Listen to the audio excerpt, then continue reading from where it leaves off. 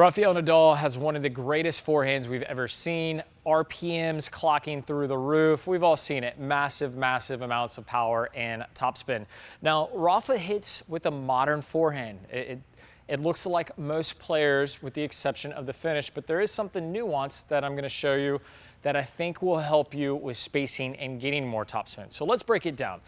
The modern forehand, simply the non-dominant hand takes the racket back, and this is what we see Rafa doing as well. Now, the piece that is nuanced is that what you'll see a lot of times is Nadal will get the racket to here, but then his right hand, as a lefty, he actually pulls the racket more this way.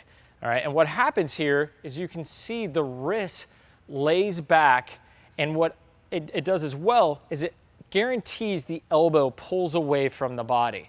So what a lot of players have issues with is keeping the elbow too tight and not creating this space. So as Rafa gets into this modern forehand and pulls the racket back this way, he ends up getting into this really big loop, creates a nice lag, and allows that racket to work out to extension. Now, just a disclaimer, because I think a lot of people think that Rafa is just constantly here, all right? Rafa's extension is as good as what we envision with Fed with the straight arm. When Rafa comes through and makes contact with the ball, his arm still works here in that classic windshield wiper finish. He just doesn't always finish in the traditional manner here or here. Sometimes we see that buggy whip. And the buggy whip is still a byproduct of extension, because as he gets here, the racket will continue, and then it just finishes over here with the buggy whip. So make sure you're getting into extension. Don't just start going here.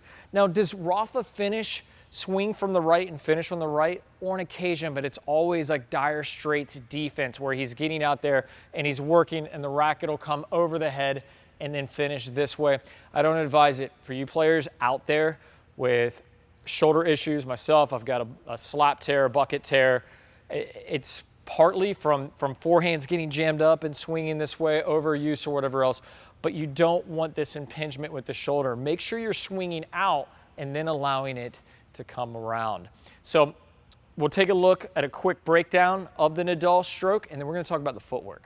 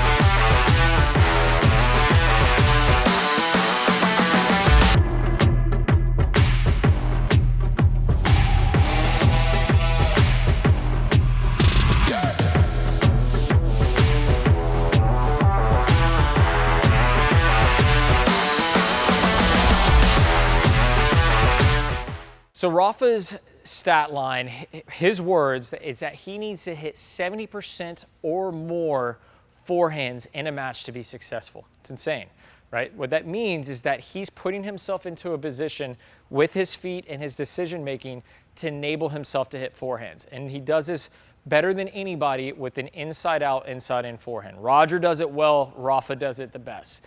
So let's talk about what happens with a lot of players when they're looking to make a move to the inside out, right? So maybe we're like 60-40 left of center here.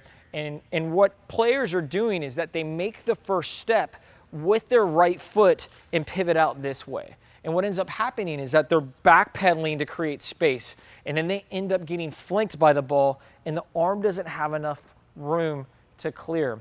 What we want to think is circular in nature on this shot. So the first move has to be with my outside leg, my left leg. So for Rafa, Rafa's taking that initial step out with his right foot. But I want to take this big step here, and then from this pattern, I can swing the foot around, and I can make as many steps as I need to with keeping my hips in alignment, keeping this back hip ready to enact and really focus on swinging through out to the ball. All right, now if I only need to take, if I'm not spread really wide, if I'm not defending the corners like Rafa way or in the outer thirds, when I step here, I can also take this quick cross step and then find the space as well if I want to get to my front foot. That's going to give me the ability to hit that ball as well. But with the inside out, inside in, and to distinguish, inside out simply means that I'm hitting away from my body. All right, if I'm hitting inside in, I'm playing the ball back across my body, okay? But the key here is the first step. Don't make your first step with the right foot. Make the first step with your left foot and then get nice and wide to work around that ball. That way you can find your front foot or hit with that semi-open stance. All right, guys, so those are the takeaways. Remember, as far as technique goes, space, right? Modern forehand, practice pulling the racket back a little bit, get that elbow away from the body, keep the hand nice and loose and focus on that contact out in front. The buggy whip is great, but it's not an absolute necessity. That's not necessarily where the spin from. Does it contribute? Some, but not all of it, right? Don't get stuck on the buggy whip. All right, and then the footwork pattern that Rafa dominates on, that inside out, hitting from that 70%. I mean, he's leaving everything to his backhand. Make the step with your outside foot, your non-dominant foot first, and not your dominant leg. So for me as a righty, not my right leg. I want to step with my left. Hope you guys enjoyed today's video. We'll see you soon.